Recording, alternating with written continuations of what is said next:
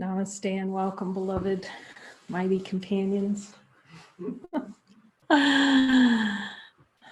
Thank you for joining us in the light of divine being. Divine being. So used to doing, we forgot what being is. And being a doer. I'm playing the do game to pretend that we don't know that we're divine, to forget that we are infinite. And so it's so helpful, this pointing by Jesus, to start with the light within, the infinite power we have to accept divinity, not now, no waiting, not tomorrow, not even 3 minutes from now. Why wait? I love that Mooji said, why not today? That's a good question. Why not today? Why not celebrate everything Jesus is promising us? Like right now, infinite happiness. In the light of divine being, is there anything other? In the light of divine being, is there anything other than happiness? As we look at the light, as the light in our direct experience. Does the light know anything other than happiness?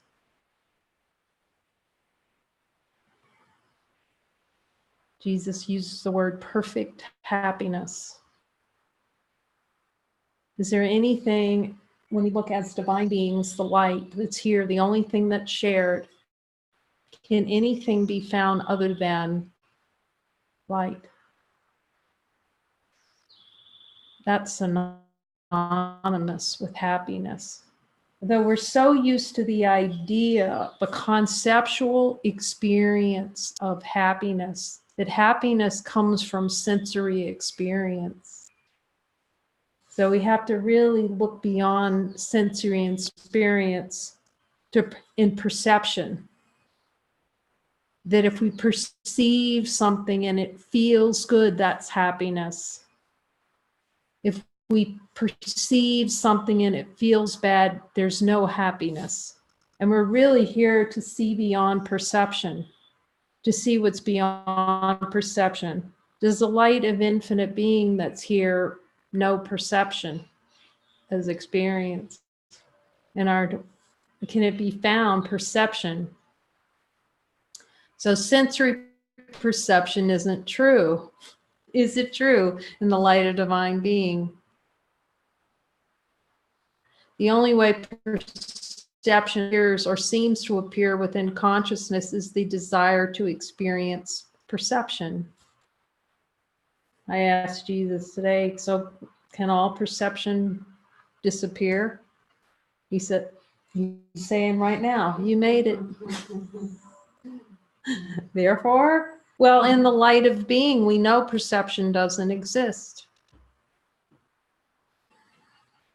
Talks about true perception, because it's probably too horrible for the ego to contemplate not having perception, because we're so used to perceiving a body, projecting a body, sensory experience in consciousness, and then kind of playing in there and saying something's happening to us. So we'll just see what's true in the light of divine being. Perception is impossible without a belief in more and less. Perception is the means by which judgment comes that there's more or less. It's a relative experience. It's a comparative. It becomes comparative. A touch is compared to the last touch. It's a memory, a picture in consciousness of the past that seems to put a flavor on what's happening now. Is perception possible? So we'll just ask in the light of divine being and hear the answer. Is perception possible without a belief in more and less? There is no beliefs around having more, having less, or relative. Could the dream of perception occur? Is perception in the dream? And hear the light's answer.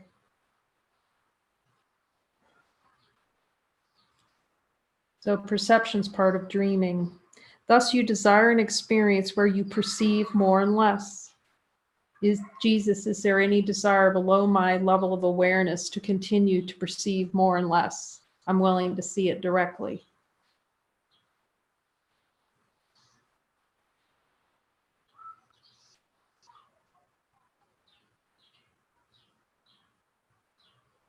It's that feeling that something's not quite right.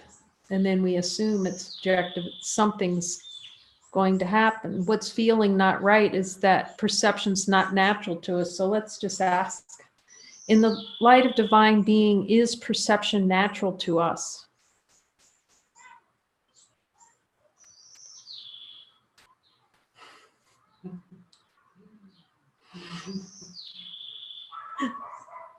It's hard for the ego to conceive that. It's not going to conceive, oh, no, I need perception. Oh, I need it badly. Oh, I need it. Jesus, do we need perception?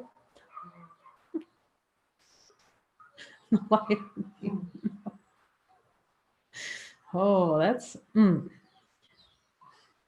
Specifically, you desire an experience of simultaneously feeling more and less than you truly are. Is the perception the desire to have an experience of being less and more of what we are in the light of divine being? You can hear the answer.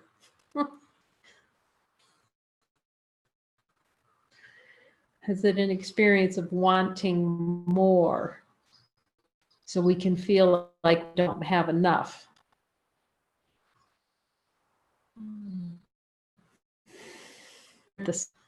And then that's the merry-go-round go around we talked about. We can get on that merry-go-round and take the ride to try to get more. Whoa, go down. No, I don't have enough. We fill it back up.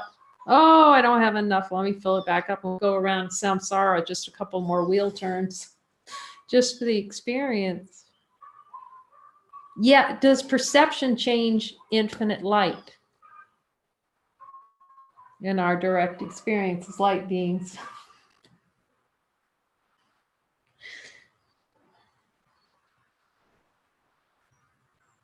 Jesus, is there any desire below my level of awareness to feel more or less than I am?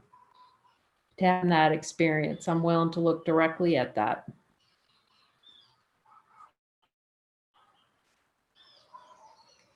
And just let the light melt that.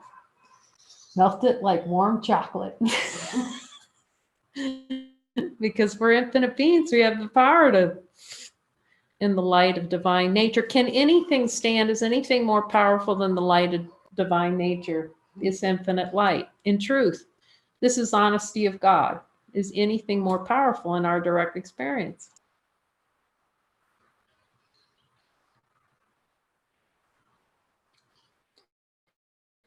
Thus, your true identity does not know perception. You desire an experience of perception to deny who we are, who you are. Okay, so in the light of divine being, is perception a desired experience to deny who we are in our direct experience?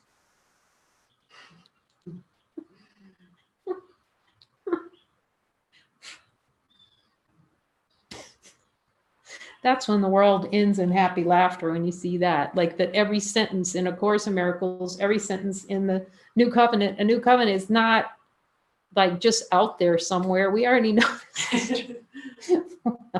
It's like Jesus said, you know this already. I'm like, no, Jesus, I don't know. If you really look in the light of divine being, we can see we already know this. You desire an experience of perception to deny who you are. So let's just look at judgment. The idea of judging something, that's relativity right there. Something relative to something else. And judgment, of course, is less and more and less. Something relative to something else. Is there anything, does the divine light know anything, something relative to something else? Can it compare anything? So divine light, is it in our direct experience, can it compare anything? Does it compare anything?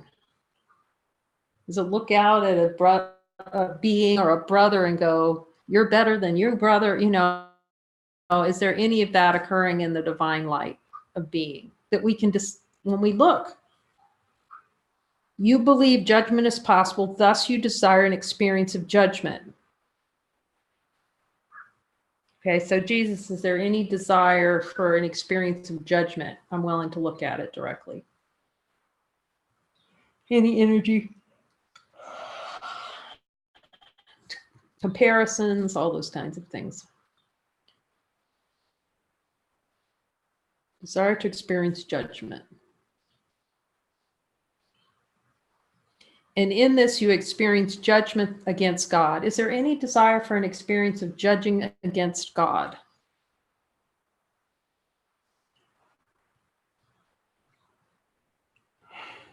Well, he just said perception is judging against God. That's deep.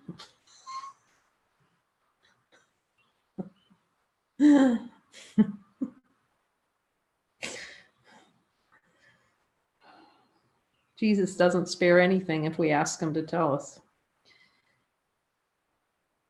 You experience judgments against God, yourself, and your brother. This one's deep. Is judgment is perception a desire to judge against ourselves in our direct experience as divine beings?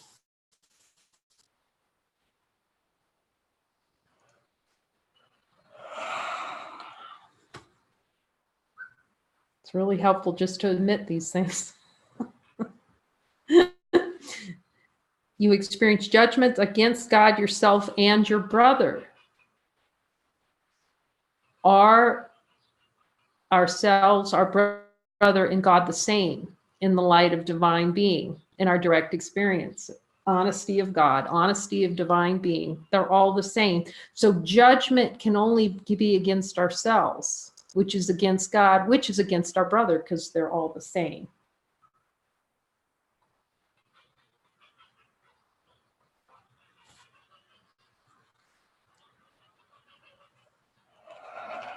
Yet in the light of divine being, is judgment impossible?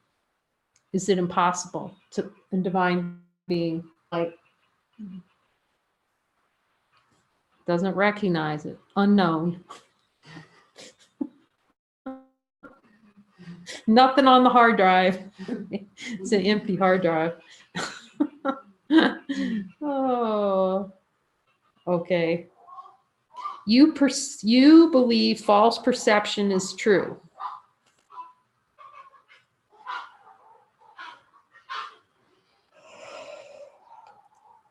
Is there any belief below the level of awareness that false perception is true, that perception is true? Any little dust bunnies?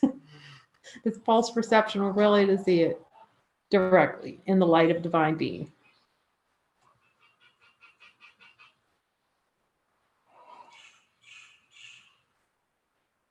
Thus you desire an experience in which false perception feels true. Is there any desired experience below the level of awareness for false perception to feel true? Okay, willing to see it directly and give it over. Any desire for false perception?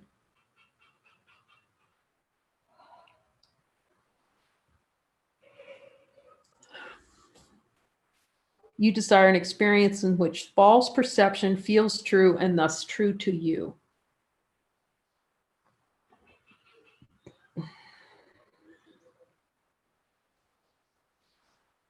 And thus deny yourself the kingdom of heaven that's here. Is false perception the desire to deny the kingdom of heaven in the light and honesty of God, in the light of divine being?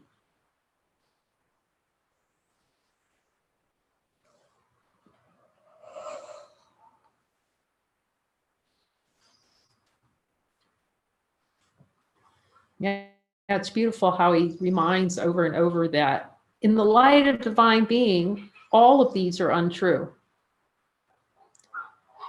We can see all these desires and beliefs are untrue just because of that addiction to consciousness, and that the subtleties here between what he's pointing to, they in the divine being, they're all false. Yet because of the play and the desire for the play in consciousness, it's just helpful to look directly at each of these. You believe perception has value. Is there a belief below the level of awareness that perception has value? We just ask Jesus to show us. Anywhere perception has value. It's like, don't take away my food or taste. How good the jacuzzi feels.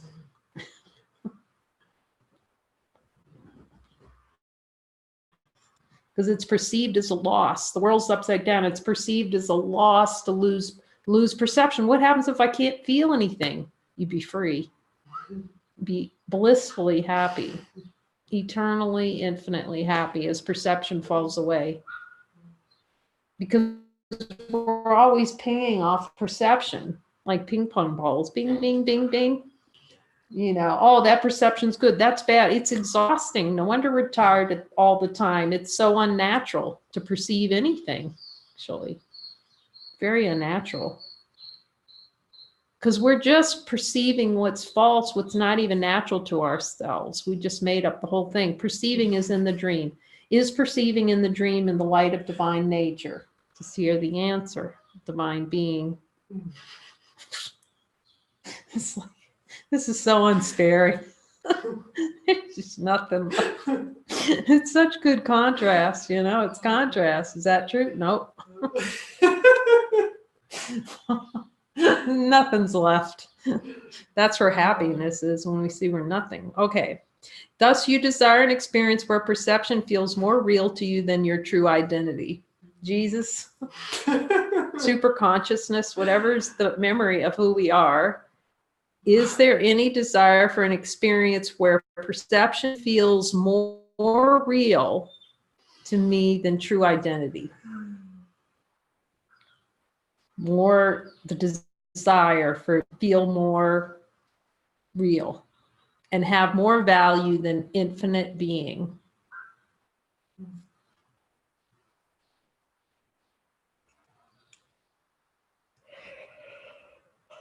When the yes comes up, we just look, okay, I admit it. Just admit it. Okay. I'm willing. Are we willing to see that, place it in the light of truth?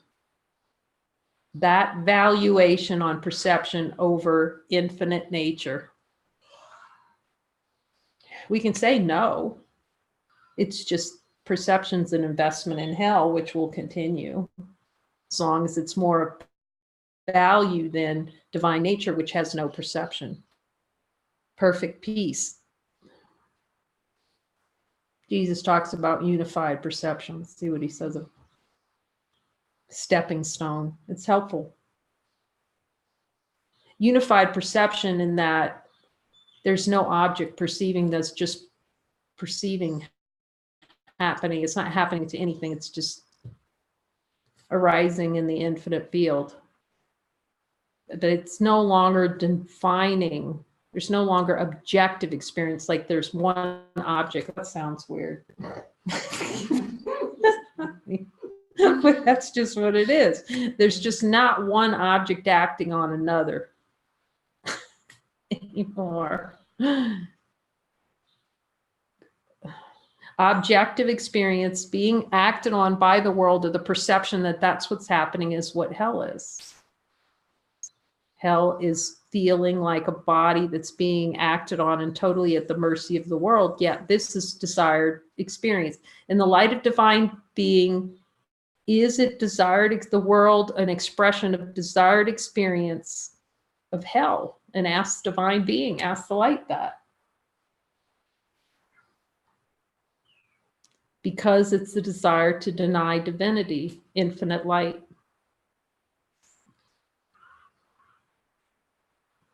Infinite light. Perception feels more real to you than your true identity, a desire, which has no perception and places no value on perception. In the light of divine being that's here, the only thing, the light that's shared, does the light place any value whatsoever on perception?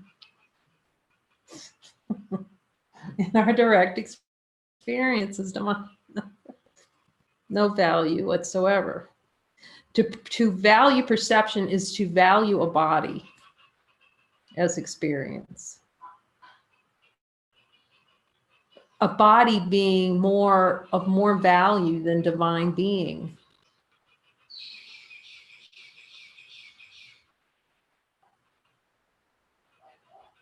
You believe you cannot completely know God, thus you desire an experience in which you do not completely know God. Okay. All right. Is there any belief remaining below my level of awareness that I cannot completely know God? Okay. Thus, you desire an experience in which you do not completely know God. Is there any desire to have an experience of not knowing God?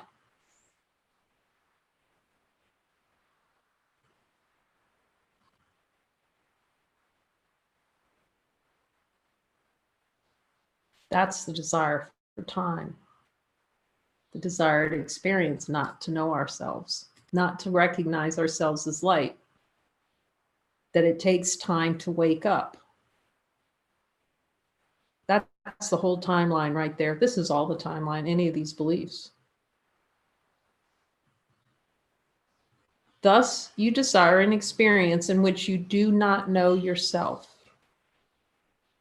So, the desire to question our identity. The ego entire structures to question who we are, to doubt who we are.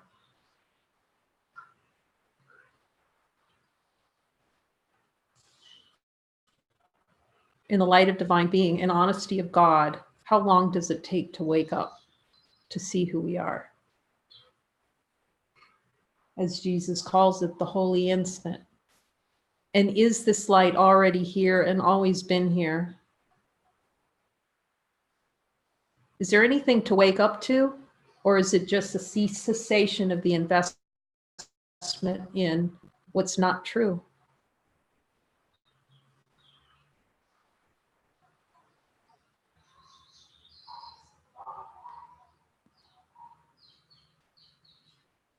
You believe you are what you believe.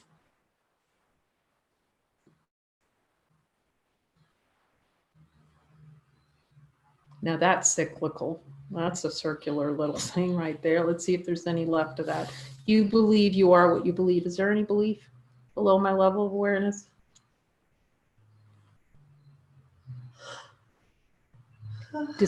We can always check in. Does infinite light have any beliefs whatsoever in our direct experience? Can those be found? Thus, you desire an experience of being what you believe and thus what you perceive. Is there any desired experience to be what I believe? Anyone who's any expression in consciousness, people wound into personal identity is living completely within a belief that beliefs are real.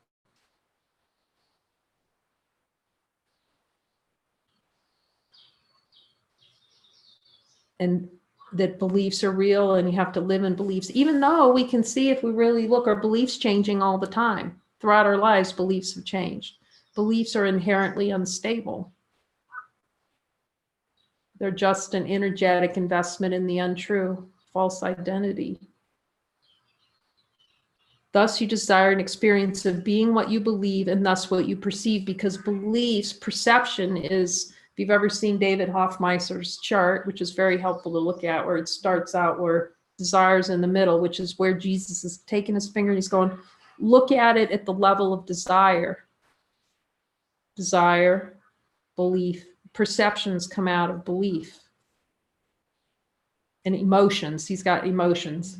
Beliefs drive emotions, emotions perception. So as the beliefs are giving up, emotions stabilize, they fall away. But if you go directly to desire, no emotions can arise without the desire for them. Desired experience. Well, we can ask the divine light In the light of divine being, can any emotions arise without the desire for them as experience?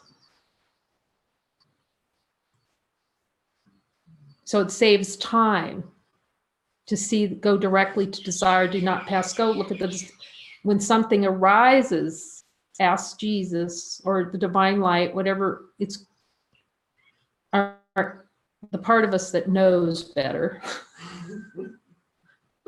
That's called, because we can just query it. Where's, is this a desire? What's the desired experience? And tell me the underlying desire. And I'm willing to put that in the light, like it's about as fast as we can put it in the light, which is immediate, because we are light, and see it directly as the light. And see, can any perception, well, we can ask in divine light, in the light of being and honesty of God, can any thought, feeling, or motion last in the light of divine being, looked at directly?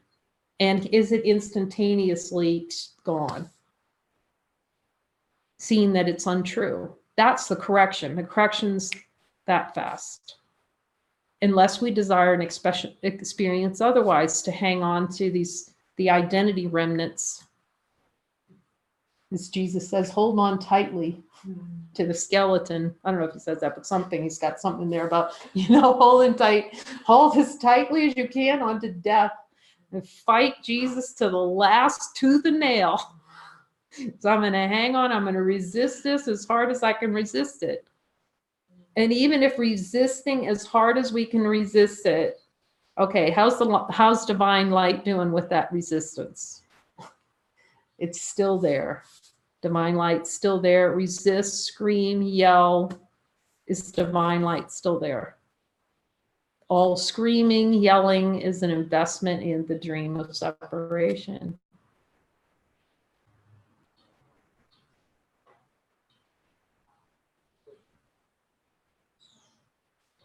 You believe I am more powerful than you, Jesus. Is there a belief that, that's a happy day when he says, no, there's no longer a belief that I'm more, oh, that's love. You can just, it's just when these clear out, so much love and happiness, total, everything he promises.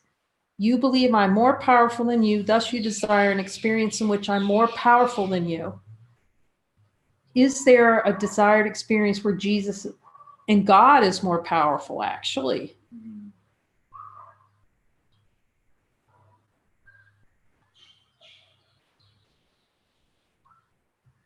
Oh, he's saying this is an investment in weakness, actually.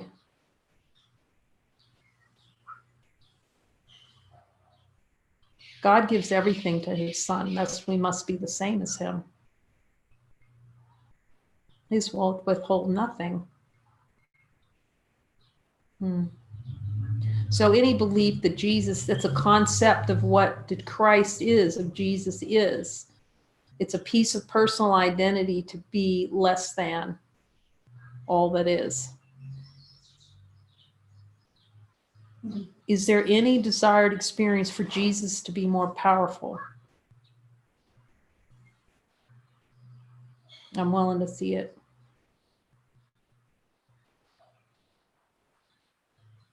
So he says that's the way the split mind works, to keep that sense of separation going. Having a problem with Jesus, but basically having a problem with anything in form. The argument, the ongoing argument with God, the ongoing argument with divinity. Divinity's here, and then there's the argument in the dream. We're going to just perpetuate that argument, anything to perpetuate an argument. The argument is to hang on to personal identity, to hang on to suffering. This is, he does say this though, he says this is helpful for a time, because he says you do not have, because within consciousness, there's such a habit of believing beliefs. It is helpful to look outside of beliefs towards something outside the belief system, to look outside of ourselves toward the Holy Spirit, to look outside or to a power that's more powerful than the idea we have of ourselves within the dream. So it's a helpful, it can be used by the spirit until we are willing to accept the power that we are granted as divine beings.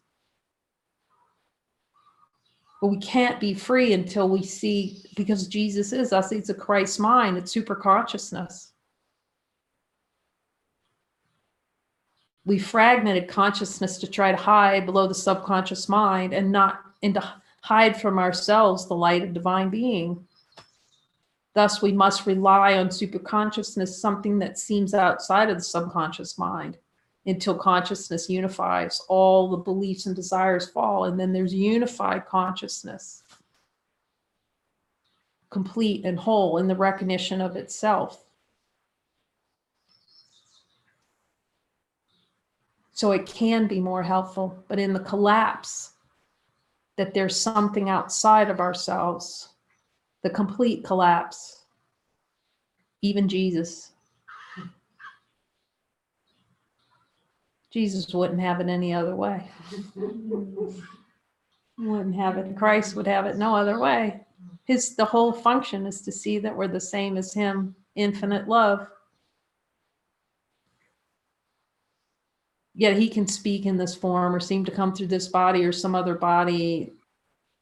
It's still rising in wholeness and completion, because it's what's most helpful within consciousness. Just like we know the crucifixion is an idea, yet it's a powerful idea within consciousness when it's seen in its fullness and its wholeness, in the power of divine nature and following the Father, and the denial that the body's real, that anything of this world is real, and be willing to put everything on the line for that. But nothing's on the line because we're divine beings. We carry the power of Jesus within us, the Christ. And anyone who's called, we've talked about this before, is called as an expression to I'm just typing up today for a new covenant, because the book's gonna, coming together as a book now.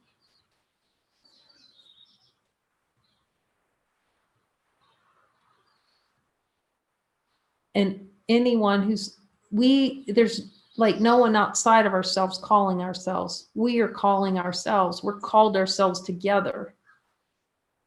Consciousness is no longer wanting to play the game of fragmentation. We're calling ourselves out of the dream. And the way the spirit moves through us is through the expression of the recognition of divinity, and as divine beings expressing in the world, rather than the remote control false identity robots that we used to be. Now we're just divine expression. We can ask the light this and see in the light of divine being, what is creation? Creation is expression of divine identity. We're so used to creating objects. If I do a painting, that's creation. That's an idea. It can be an expression of the divine. Everything can be an expression of the divine. But the expression of the divine is pure, unrelenting, infinite happiness without exception.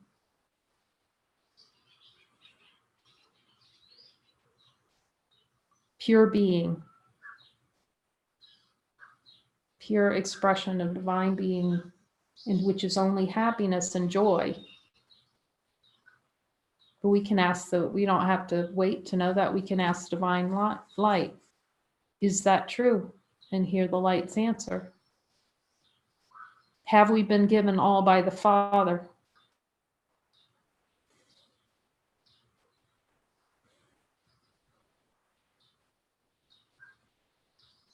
The only question is, are we willing to accept all of it and celebrate it as the light that we are, rather than find about 1 billion different perceptual ways to deny it?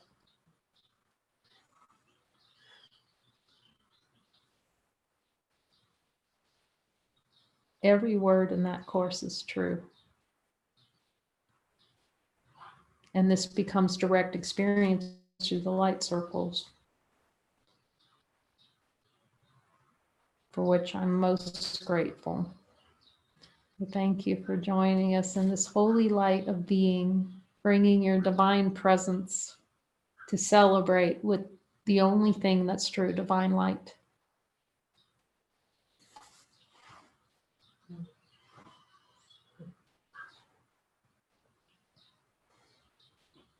Amen. Amen.